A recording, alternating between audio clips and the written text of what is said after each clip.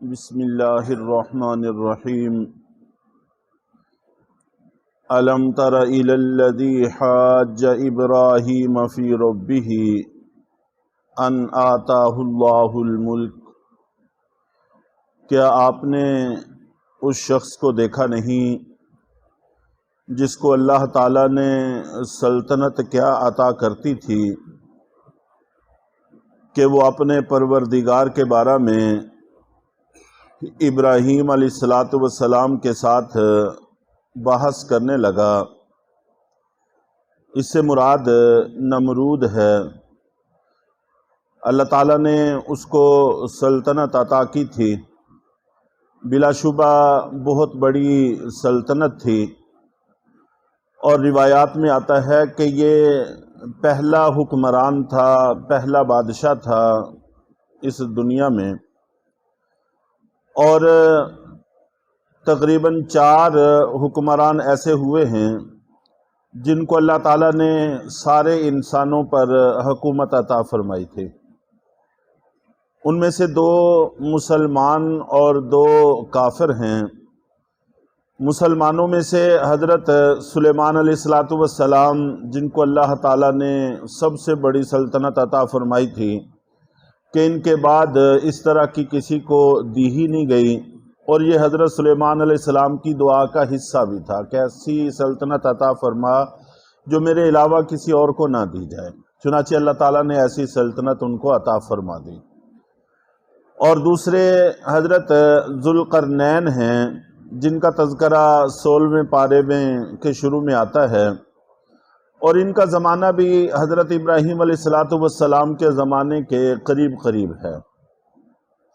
اور 2 غیر مسلم، ان میں سے ایک بخت نصر اور دوسرا نمرود، یہی جس کا حضرت ابراہیم علیہ السلام سے پالا پڑا تھا کہ اللہ رب العزت نے اس کو سلطنت کیا عطا کر دی کہ یہ اپنے رب کے وجود ہی کے بارے میں ابراہیم علیہ السلام سے بحث کرنے لگا۔ چنانچہ ہمیشہ سے ایسا ہی ہوتا آیا ہے کہ جن کو اللہ تعالیٰ نے کوئی بھی خوشحالی عطا فرما دی، چاہے مالی فراوانی، چاہے اقتدار، چاہے کسی اور اعتبار سے، تو وہ اس گمانڈ میں ایسا مگن ہوا کہ وہ اللہ کو بھول ہی گیا۔ اذ قال ابراہیم ربی الذی یحیی و یمیت، جس وقت ابراہیم علیہ السلام نے فرمایا کہ میرا رب وہ ہے جو زندگی عطا کرتا ہے اور موت دیتا ہے۔ قال انا احیی و امیت، اس نے کہا کہ زندگی میں بھی دیتا ہوں اور موت بھی دیتا ہوں، زندگی موت تو میں دیتا ہوں۔ چنانچہ یہ کہہ کر اس نے 2 آدمیوں کو بلایا، ایک کو قتل کر دیا، ایک کو رہا کر دیا۔ قیدی تھے، ایک کو قتل کر دیا اور ایک کو رہا کر دیا، آزاد کر دیا۔ حضرت ابراہیم علیہ السلام سمجھ گئے کہ یہ بات کو الجھانا چاہتا ہے، حالانکہ یہ بات بالکل آسان تھی، واضح تھی کہ اللہ رب العزت زندگی دیتے ہیں، یعنی پہلے سے کوئی وجود نہیں ہوتا، اس کو اللہ تعالیٰ ایک وجود عطا فرما دیتے ہیں، اور پھر اللہ رب العزت اس وجود کو ختم بھی فرما دیتے ہیں، جبکہ اس نے کسی کو بھی زندہ نہیں کیا، ایک زندہ شخص کو قتل نہیں کیا اور اس کو زندگی دینا سمجھ لیا، اور ایک کو قتل کر کے اس میں خدائی کا دعویٰ کر دیا۔ تو اگر اسی بنیاد کو دیکھا جائے تو پھر تو یہ جتنے چور، ڈاکو، قاتل اور یہ تخریب کار لوگ ہیں، یہ سارے کے سارے رب بن جائیں گے۔ کتنے لوگوں کو قتل کرتے ہیں، کتنے لوگوں کا خون کرتے ہیں، تو محض خون کر دینے سے اگر کوئی رب بن جاتا ہوتا تو پھر تو پتہ نہیں کتنے رب ہوتے جن کا شمار بھی ممکن نہ ہوتا۔ تو حضرت ابراہیم علیہ السلام، انبیاء اکرام اور اس طرح کے لوگ، ان کی کوشش ہوتی ہے کہ بات الجھے نہیں، کیونکہ عوام اس سطح تک نہیں پہنچ پاتے، اور عام طور پر بحث مباحثے میں بات کو الجھانے کی کوشش کی جاتی ہے تاکہ عوام کسی نتیجے پر نہ پہنچ سکیں۔ چنانچہ حضرت ابراہیم علیہ السلام نے بجائے اس کے کہ زندگی اور موت کا مفہوم اس کو سمجھاتے دوسری دلیل ذکر فرمائی۔ قال ابراہیم فإن اللہ یأتی بالشمس من المشرق فأتی بها من المغرب۔ ابراہیم علیہ السلام نے فرمایا کہ اللہ تعالیٰ سورج کو مشرق سے لاتے ہیں، تم اس کو مغرب سے لے آؤ۔ فَبُہِتَ الَّذِي کفر، تو وہ کافر شخص ہکا بکا رہ گیا، اس کا کوئی جواب اس سے نہ بن پڑا۔ اگر تھوڑا سا غور کیا جائے، جس طرح کی بات اس نے پیچھے کی تھی اس طرح کی بات یہاں پر بھی کر کے معاملے کو الجھا سکتا تھا۔ وہ یہ کہہ سکتا تھا کہ مشرق سے تو میں طلوع کرتا ہوں، تم اپنے رب کو کہو کہ وہ مغرب سے طلوع کر کے دکھائے۔ لیکن یہ بات اس نے کچھ وجوہات کی بنیاد پر نہیں کہی۔ ایک تو اس وجہ سے کہ وہ یہ جانتا تھا کہ یہ اللہ کے پیغمبر ہیں اور سورج کو طلوع کرنا غروب کرنا اسی اللہ کا کام ہے جن کے یہ پیغمبر ہیں۔ اگر ابراہیم علیہ السلام کو میں نے یہ بات کہہ دی اور انہوں نے دعا کر دی تو سورج مغرب سے طلوع ہو جائے گا۔ اگر سورج مغرب سے طلوع ہو گیا تو معاملات میرے اختیار میں نہیں رہیں گے، اس لیے وقتی طور پر شرمندگی اٹھا لینا یہ بہتر ہے، بجائے اس کے کہ بعد میں سارے لوگ ان کے پیچھے لگ جائیں اس معجزے کو دیکھ کر، یہ میرے لیے درست اور مناسب نہیں رہے گا۔ اس وجہ سے اس نے وہ بات نہیں کی۔ اور اس کے ساتھ ساتھ وہ یہ بھی سمجھتا تھا کہ جب میں نہیں تھا تب سے سورج مشرق سے طلوع ہوتا چلا آ رہا ہے، عام لوگ بھی اس کو سمجھتے ہیں۔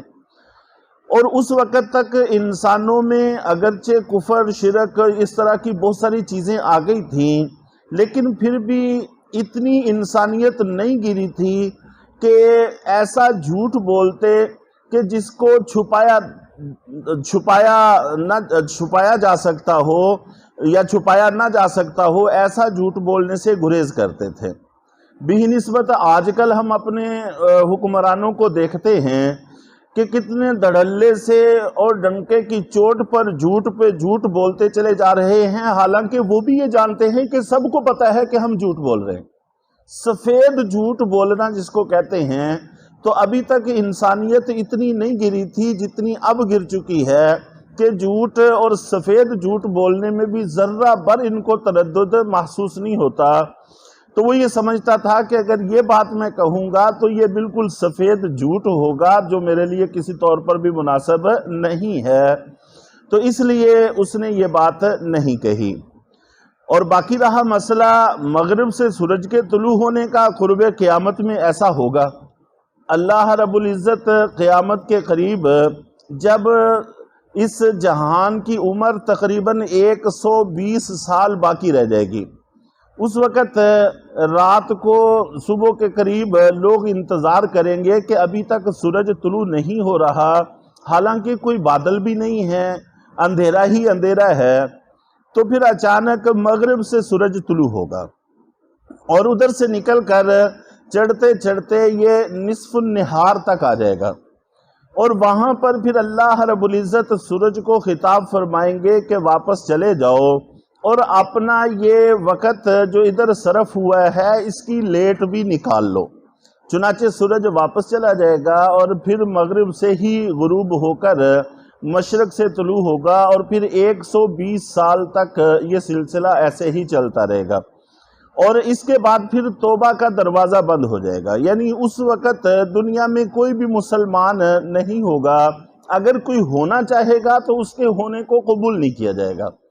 تو اللہ رب العزت کے لیے مغرب سے نکالنا کچھ مشکل نہیں ہے، مغرب سے نکال کر دکھا بھی دیں گے، اور وہ قرب قیامت میں ہوگا۔ واللہ لا یہدی القوم الظالمین، اور اللہ تعالی ظالم لوگوں کو ہدایت نہیں دیتے۔ تو اس مناظرے کے بعد پھر حضرت ابراہیم علیہ السلام کو اللہ تعالیٰ نے ہجرت کا حکم دیا، اور نمرود کا مچھروں سے پالا پڑا۔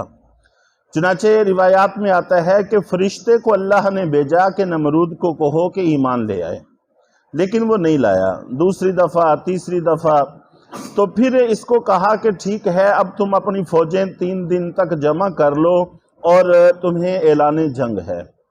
اور یہ آدمی نمرود اپنی ساری طاقت کے ساتھ میدان میں نکل کھڑا ہوا صبح کے وقت۔ تو اللہ تعالیٰ نے فرشتے کو حکم دیا کہ مچھروں کا دروازہ کھول دو۔